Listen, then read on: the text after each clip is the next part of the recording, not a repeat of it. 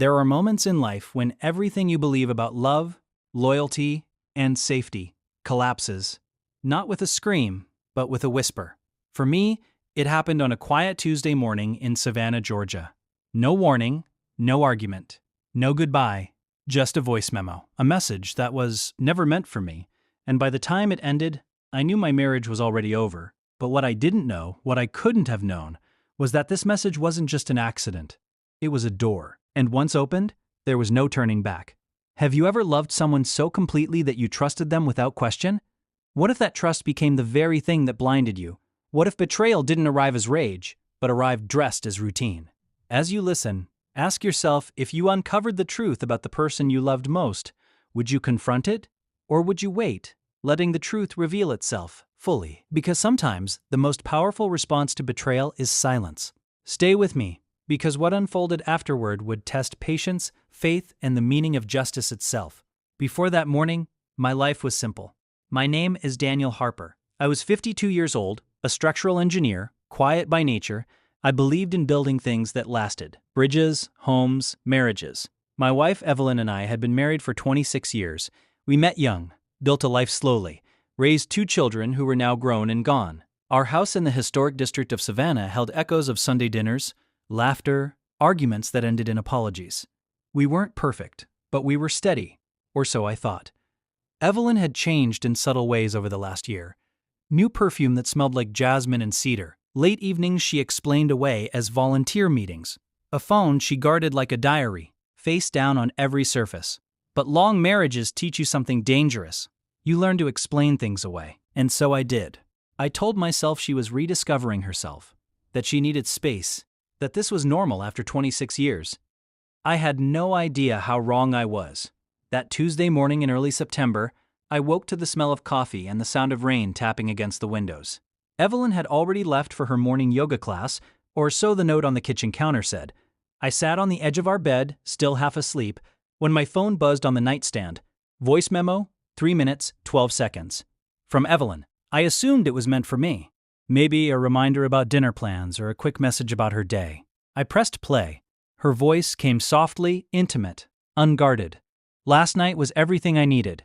I hate pretending during the day. I wish it was always just us. My breath caught. I stood up slowly, like the room might shatter if I moved too fast. The rain outside grew louder, or maybe it was just the blood rushing in my ears. Then she said it. He suspects nothing, he still believes in us. 26 years of belief, reduced to a single sentence. I replayed the memo. Then again, her voice, so familiar, now belonged to a stranger. There was no anger in me yet, just a hollow, spreading emptiness. Like watching a building you designed crumble in slow motion. By the time the memo ended, I wasn't angry. I was hollow. But that wasn't the worst part. The worst part was what I decided to do next. Before we dive deeper, let us know in the comments where you're watching from. We'd love to hear from you. And if you're new here, click on the subscribe button so you never miss any of our upcoming videos.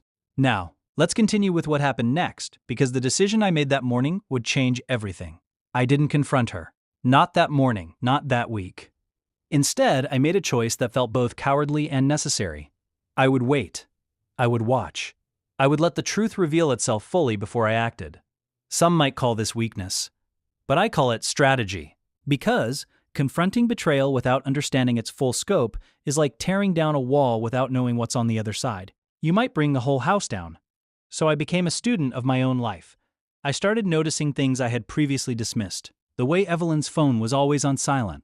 The way she showered immediately after coming home from her book club meetings. The way she mentioned a name, Thomas, just a bit too casually during dinner conversations. Thomas suggested this wine. Thomas knows a great hiking trail. Thomas thinks we should visit that new gallery downtown. I began to understand that betrayal doesn't announce itself. It seeps in slowly, like water through a crack in the foundation. And by the time you notice the damage, the structure is already compromised. I'm not a detective. I'm an engineer. But engineering teaches you to look for patterns, to identify weak points, to trace problems back to their source. So that's what I did. I started with her calendar. Evelyn had always been organized, keeping a shared digital calendar for family events. But recently, she'd switched to a private one. When I asked about it casually over breakfast one morning, she smiled and said, "Oh, I just wanted to streamline things. Too many notifications were driving me crazy. A reasonable explanation. Except it wasn't, because people don't hide their schedules unless they have something to hide. Next, I paid attention to her patterns. The book club met every Thursday evening, she said, but when I casually mentioned a book I thought her club might enjoy, she looked confused for just a moment before recovering. "Oh, we're reading something different right now," she said. But she couldn't tell me what. The gym membership she'd purchased 6 months ago showed up on our credit card statement every month. But her gym bag never looked used, the towel was always folded the same way, the sneakers were spotless. And then there was Thomas Reed. I found his name in a text notification that flashed on her phone screen one evening while we watched television. "Can't wait for tomorrow." That's all it said. But it was enough. Thomas Reed wasn't hard to find. A quick search on social media showed me everything I needed to know. Mid-40s, recently divorced, works in real estate, volunteers with the same historic preservation committee where Evelyn had been spending her Tuesday and Thursday evenings. His photos showed a man who took care of himself, well-dressed, confident smile, the kind of person who looked comfortable in any room. In one photo from a committee fundraiser, I saw Evelyn in the background. They weren't touching. They weren't even standing particularly close, but there was something about the way they occupied the same space, a familiarity that spoke louder than any embrace. I felt something shift inside me then. Not anger, not yet, but a cold, clear understanding. This wasn't a fantasy. This wasn't paranoia. This was real. I started paying attention to her schedule more carefully. The pattern became obvious once I knew what to look for. Tuesday and Thursday evenings, she left at 7 and returned at 10. Like clockwork. Committee meetings, she always said. But committees don't meet twice a week for 3 hours. Not for months on end. Living with the knowledge of betrayal while pretending ignorance is a special kind of torture. Every conversation became a performance. Every kiss goodnight felt like a lie. I would watch her get ready for her meetings, carefully applying makeup, choosing outfits that seemed too nice for sitting in a conference room discussing zoning regulations. And I would say nothing, because I wasn't ready yet. I needed to understand the full scope of what was happening before I made any decisions. Some nights I would lie awake after she fell asleep, listening to her breathing, wondering when exactly she had stopped being mine. Was it a gradual drift? Or was there a specific moment, a specific choice, when she decided our marriage was no longer enough? I thought about our wedding day, the way she had looked at me with such certainty, the vows we had spoken, the life we had built together, our son Marcus, who was now 24 and working in Atlanta, our daughter, Claire, 21, finishing her final year of college in Charleston. They had no idea that the foundation of their family was cracking. I wondered if I should tell them. But tell them what? That their mother was having an affair? That their father was too much of a coward to confront it? No, not yet. The revelation didn't come through confrontation, it came through coincidence. 6 weeks after I first heard the voice memo, I attended a charity gala for the Savannah Historic Foundation. Evelyn had mentioned the event weeks earlier, but claimed she couldn't attend because of a conflict with her book club. I hadn't planned to go either, but a colleague convinced me at the last minute, insisting it would be good for networking. The gala was held at the Telfair Mansion, one of Savannah's most beautiful historic homes. Crystal chandeliers, live orchestra, the kind of event where everyone wore their best and pretended their lives were perfect. I was standing near the bar nursing a glass of bourbon I didn't really want when I saw them, Evelyn and Thomas. They were across the room near the French doors that opened onto the garden, not touching, not hiding, but standing too close for people with nothing to hide. She was laughing at something he said, her hand briefly touching his arm in a gesture so natural, so comfortable that it told me everything I needed to know. This wasn't new. This wasn't uncertain. This was established. I stood there, watching them, and felt something inside me break. Not my heart. That had been breaking slowly for weeks. But my resolve, my patience, my willingness to wait. I finished my bourbon, set the glass down, and walked out. I didn't confront them. I didn't cause a scene. I simply left. Because sometimes, the most powerful response to betrayal is silence. I confronted Evelyn 3 days later. I had spent those 3 days preparing, gathering evidence, consulting a lawyer, making copies of financial documents. When I finally sat her down in our living room, the room where we had celebrated birthdays and holidays and ordinary evenings for 26 years, I was calm.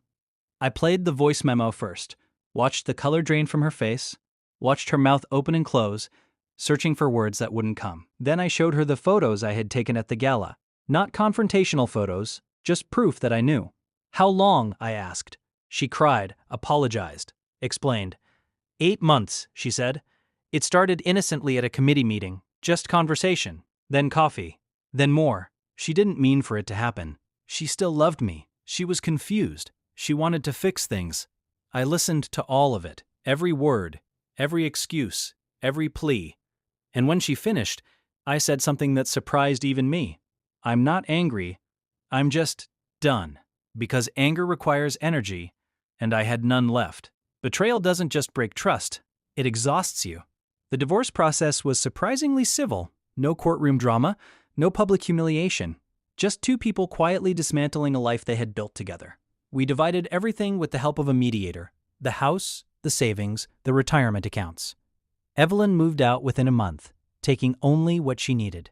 I stayed in the house, surrounded by memories that now felt like ghosts. Our children took it hard. Marcus tried to stay neutral, but I could see the disappointment in his eyes when he looked at his mother. Claire cried and asked questions I couldn't fully answer. Did you stop loving each other? Could you have fixed it? Is this my fault? No, I told her. None of this is your fault. But the truth is, I don't know if we could have fixed it. Because fixing something requires both people to acknowledge it's broken. And Evelyn had checked out long before I ever knew there was a problem. The first few months alone were the hardest. The house felt too big, too quiet, too full of echoes. I would wake up in the middle of the night reaching for someone who wasn't there. I would cook dinner for two out of habit, then realize I was alone. I would see something funny or interesting and instinctively reach for my phone to share it with Evelyn before remembering that she was no longer the person I shared things with. But slowly, something shifted. I started to understand that loneliness and solitude are not the same thing. Loneliness is the absence of connection. Solitude is the presence of self. I began to rediscover parts of myself I had forgotten. I started going to jazz clubs downtown, something Evelyn had never enjoyed. I took a woodworking class and built a bookshelf for my study. I reconnected with old friends I had neglected during my marriage. And gradually, I realized something profound. I was okay. Not happy. Not yet. But okay. And okay was a start. I saw Evelyn again 8 months after the divorce was finalized.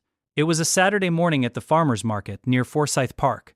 I was buying tomatoes when I heard her voice behind me. Daniel. I turned. She looked different, thinner, tired. The confidence I had seen at the gala was gone. How are you? She asked. A question so loaded it was almost meaningless. I'm good, I said. And I meant it. We talked for a few minutes. Surface-level conversation. The weather, the kids, her new apartment. She didn't mention Thomas. I didn't ask. As we said goodbye, she touched my arm, just briefly, and said, I'm sorry. For everything. I nodded. I know, and I did. But knowing someone is sorry doesn't undo what they did. It just means they understand the weight of their choices.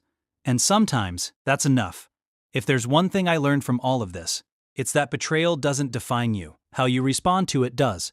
I could have let anger consume me. I could have sought revenge, made her life difficult, turned our children against her.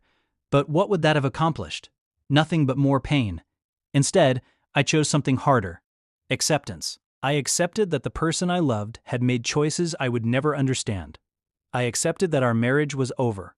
I accepted that I couldn't control what happened to me, only how I responded to it. And in that acceptance, I found something unexpected. Freedom. Freedom from the weight of trying to fix something that was already broken.